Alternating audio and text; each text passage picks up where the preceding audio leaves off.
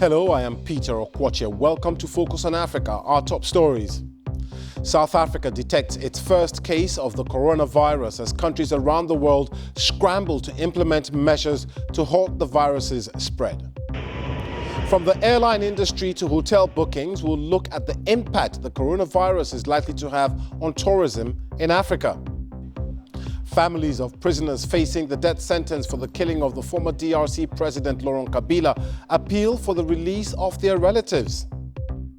Also on the program, turfed out and turned away.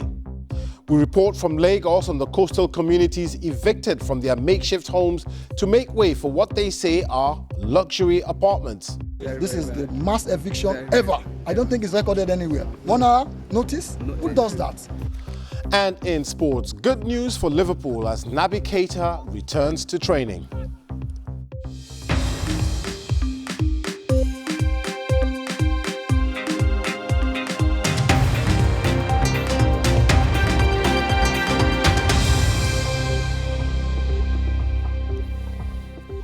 Thanks for joining us here on Focus on Africa from BBC World News. The coronavirus continues to spread worldwide, with South Africa confirming its first case of COVID-19. A 38-year-old man who recently returned to the country from a group trip to Italy. In Italy itself, schools and universities are closed, while Japan will place all visitors coming from China and South Korea into quarantine facilities for 2 weeks before granting them entry permits. The Japanese government has also announced that a much-anticipated state visit by the Chinese President Xi Jinping will be delayed because of the outbreak. The South Korean authorities have designated a third city, Gyeongsang, as a special care zone, requiring extra medical resources as the virus continues to spread there. In the United States, California has declared a state of emergency to combat the outbreak. And across Africa, the latest figures put the number of those infected at 27, with the number in Algeria rising to 17, and as we said, South Africa confirming its first case. Well, South Africa's Health Minister Zweli Mkhize outlined measures the authorities will take in response to this development. With the test coming to be positive now, we've actually notified the provincial head of departments and the MEC about this matter. We have also made sure that arrangements are made for the patient to be taken to the center where they will be treated. We have identified or designated hospitals for this, so that treatment is going to take place in that particular area. We are therefore going to be dealing with the members of the family and taking them to the necessary quarantine. That was South Africa's health minister. Let's now take a look at how the region is preparing for our, 4 of our correspondents tell us about the impact COVID-19 is having so far. According to the World Health Organization, less than half of all Nigerians have access to water, to soap, to any kind of hand washing facility, and that's a problem across this continent. So as one of the most populated nations, there is concern that the virus will spread, and it will spread fast. The first confirmed case of coronavirus in sub-Saharan Africa was here in Lagos.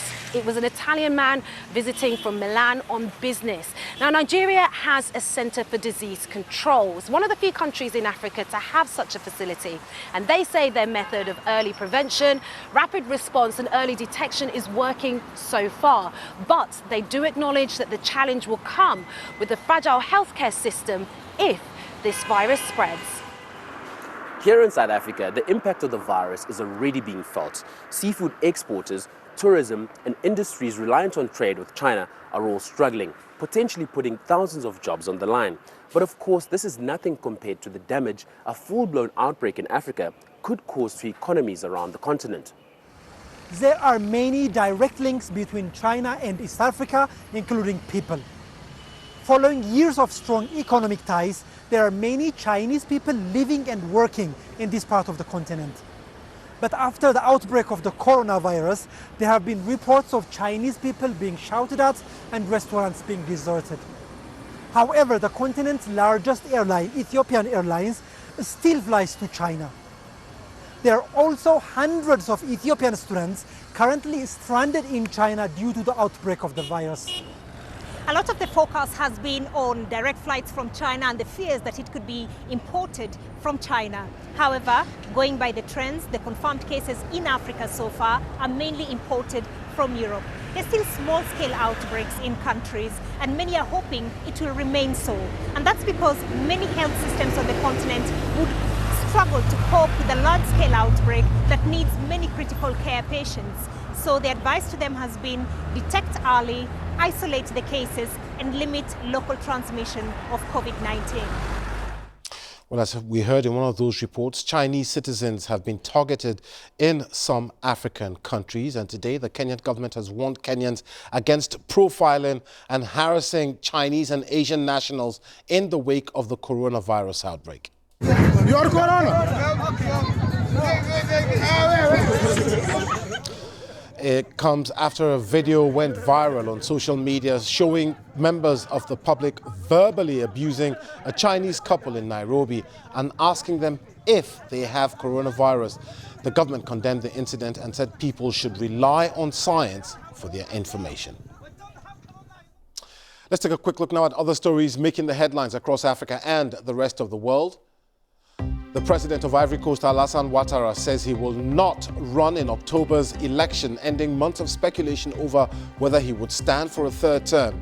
He said he believed power should be passed to the younger generation. About 3,000 people were killed during post-election violence 10 years ago when former President Laurent Gbagbo refused to step down after losing to Mr. Ouattara. The U.S. has extended sanctions targeted at some of Zimbabwe's ruling party politicians and companies. They were initially imposed under former President Robert Mugabe's era for human rights abuses, but the White House says too little has been done to tackle human rights abuses and economic mismanagement. U.S. Senator Elizabeth Warren is to drop out of the race for the Democratic Party nomination. Ms. Warren, at one point the front-runner in the contest, bowed out after she failed to win her own state of Massachusetts on Super Tuesday earlier this week. Her departure leaves just one woman in the race, Tulsi Gabbard, along with Bernie Sanders and Joe Biden. And an 18th century ceremonial crown that was found in the Netherlands after being taken from a church in Ethiopia more than 20 years ago has been returned home. It's believed the crown was given to the church in the north of the country by feudal lord Ras Weldesele hundreds of years ago. It was returned to Ethiopia last month after an Ethiopian man discovered the suitcase of a visitor in 1998. In the Democratic Republic of Congo, family members of prisoners sentenced to death for their alleged involvement in the killing of former President Laurent Kabila are demanding for their release.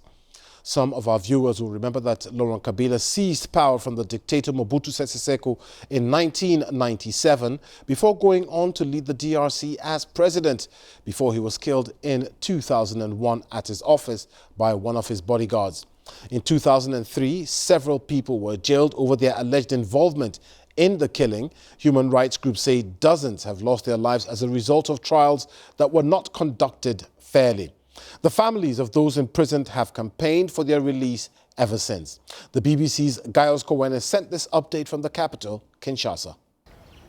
These prisoners have various profiles, from those working in the security apparatus to even the one who was in charge of the presidency. They were all accused for their alleged involvement in the killing of former President Laurent Kabila. And over half of the 64 people who were condemned in this case were sentenced to death. And this sentence was then later converted into a life sentence. They have spent 19 years in prison so far, which has affected their family members. How old were they when they left their children? They don't work. They are beaten the four walls, and you know how it feels. The person who is in the prison and the family. It hurts. I don't know how to explain the pain we feel to you. The military court that condemned these people is very powerful, and its decisions cannot be appealed. We spoke to a lawyer who is now helping these families talk to the prosecutor in the hope that with this new regime that they may be freed. This is what he said. We're concerned the current regime can't uphold human rights. because we're faced with a serious case of a violation of human rights. From Kinshasa, I'm Gais Kowene for BBC News. This is Focus on Africa from BBC World News with me, Peter Okwoche. Still to come in sport, fear of the spread of the coronavirus prompts Morocco's football governing body to order all football matches in the country to be played behind closed doors.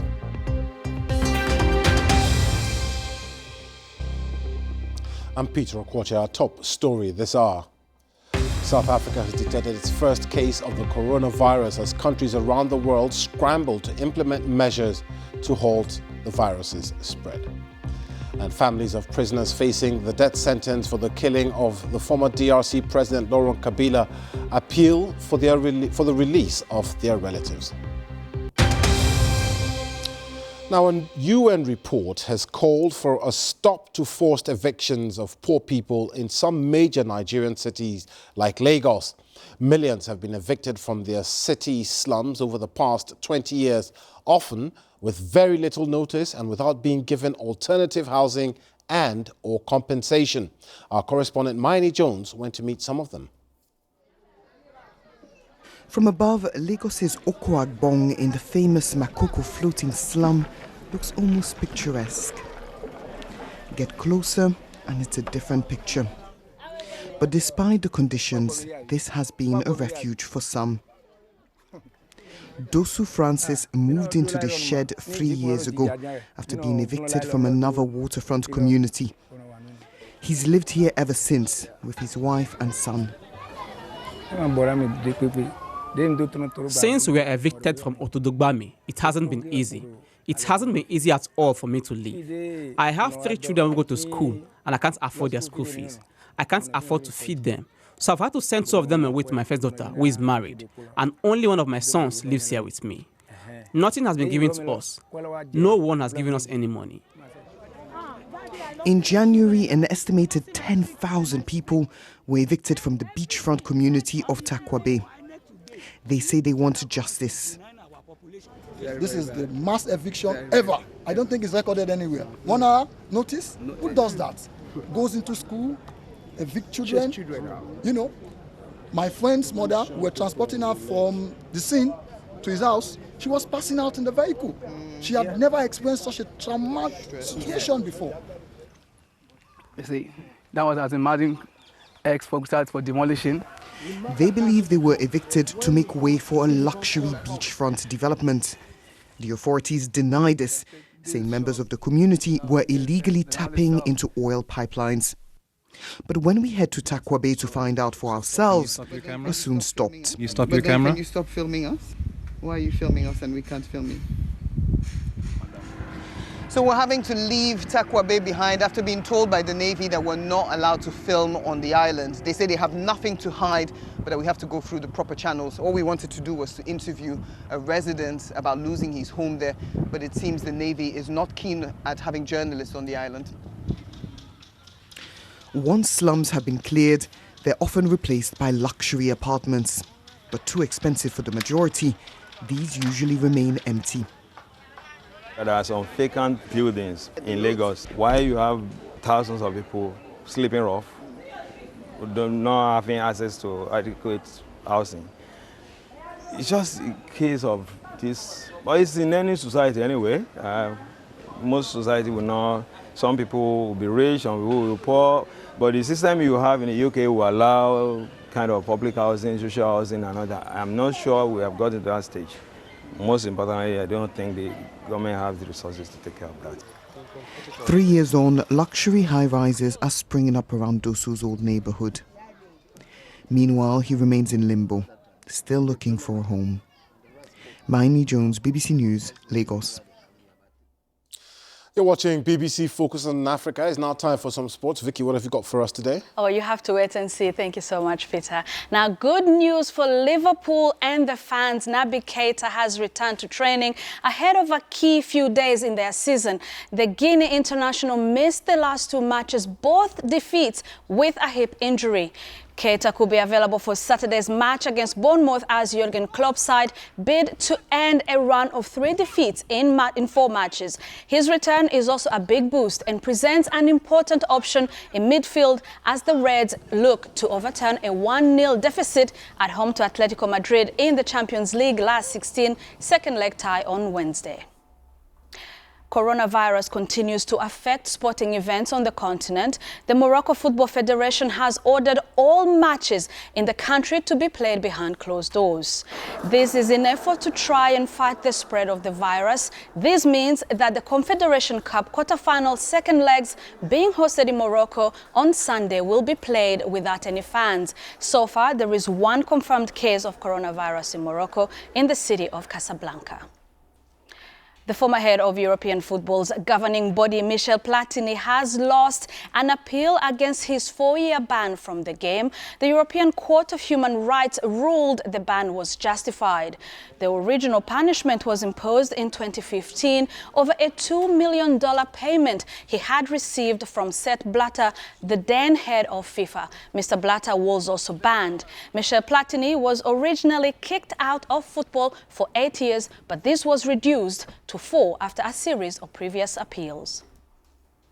And it's end of the road, sadly, for South Africa at the Women's T20 Cricket World Cup as the Proteas fell just short of reaching the final after they lost to hosts and reigning champions Australia in a rain-affected match in Sydney. After the first semi-final was completely washed out by the rain, Australia batted first and scored 134 for 5, their 20 overs. As more rain fell, South Africa was set a revised target of 98 from 13 overs to win. They eventually scored 92 to lose by just 5 runs. Australia will now face India in Sunday's final. Cameroon women national team have made great stride towards booking their tickets to the Summer Olympics in Tokyo after a 3-2 win against Zambia. The indomitable Lionesses will have to keep at it for their second leg if they are to deny the Copper Queens their debut Olympic ticket.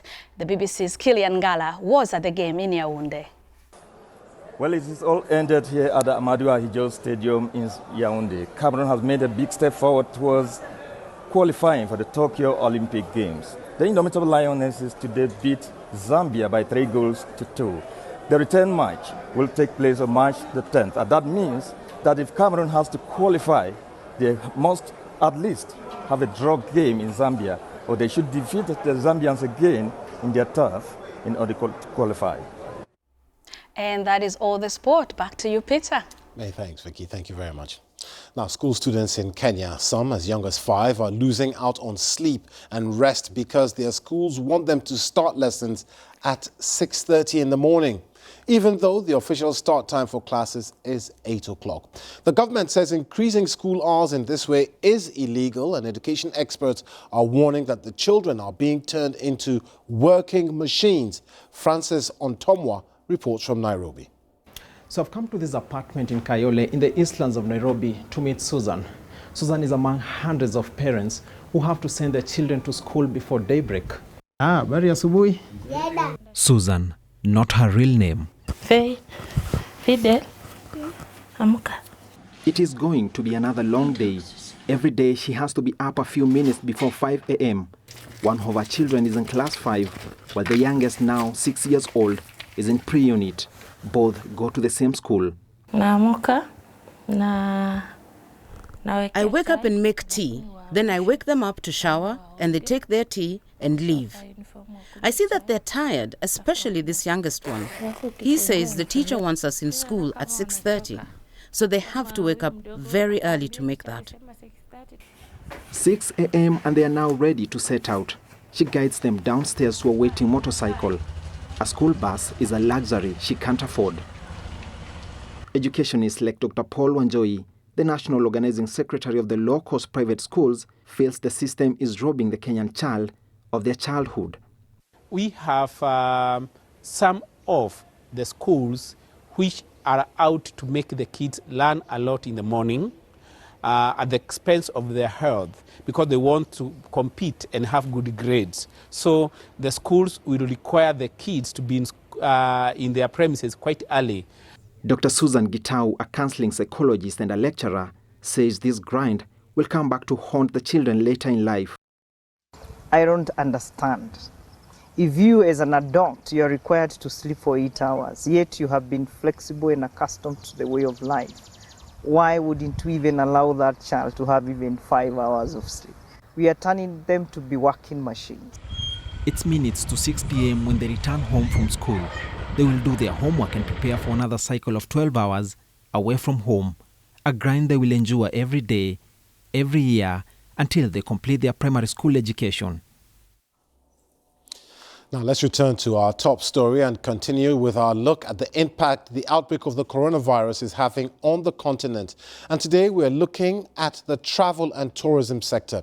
An Italian tourist to Zanzibar has tested positive for coronavirus on his return home, while South Africa's President Cyril Ramaphosa has said coronavirus will have a huge impact on travel and a negative one on his country's already struggling economy.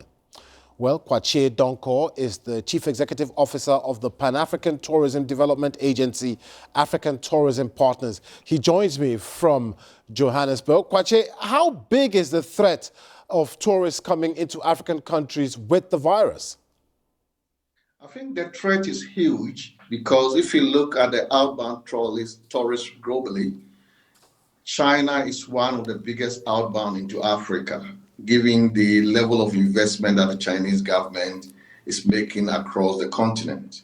So it's going to have serious impact on Africa. So what should countries do about this? Do we just stop people from coming into the continent? Not necessarily, because, I mean, it's not taking over the world, and there are other source markets that have not been affected yet. So I think what we need to do to be proactive and innovative and rather channel our efforts and resources to those markets that have not been affected and try to establish stronger links and relationship with them so that we have a fallback plan. We cannot fold our hands and arms and wait till the virus disappears before we do anything. That is one. Two, there is an opportunity in Africa that needs to be leveraged at the moment. Currently, there is what we call the Africa Continental Free Trade Area, basically trying to work together and collaborate across the continent to improve trade and relations. Tourism is trade in services. So this is an opportunity for us to drive and advocate for intra-Africa travel. And that also means that we got to look into issues of visa, allowing a lot of free movement of people across the continent. We got to try and talk and advocate more seriously about connectivity rather and inter-Africa travel. So I think it's not all doom and gloom. It's an opportunity for us to identify different ways of growing our economy and tourist arrivals and receipts. So that's in the long term then, Kwache. Very briefly, if you would, in the short term, what can those big tourism industries in Africa, for example, in Kenya, Tanzania, Rwanda, and South Africa, be doing in the short term? Focus on the markets that have not been affected, because there are key traditional markets that have also not been seriously affected. The impact is not as bad as what has happened in China. So I think there are low-hanging fruits that we can look at. We push our own domestic tourism, be more aggressive in the marketing efforts, in the promotional efforts, in engaging the tour operators, the travel trade, and see what best we could do to be able to reduce or minimize the impact. We cannot say it's not happening, but those are some of the issues. Okay, Kwache Donkor, he's the Chief Executive Officer of the African Tourism Partners. Thanks for your insight into that story. And just before we go, a quick reminder to you that if you want to, you can continue the conversation with me on social media. I'm at Okwoche. But for now, from me, Peter Okwoche, and the rest of the team here on Focus on Africa, thanks for watching. See you again very soon. Goodbye.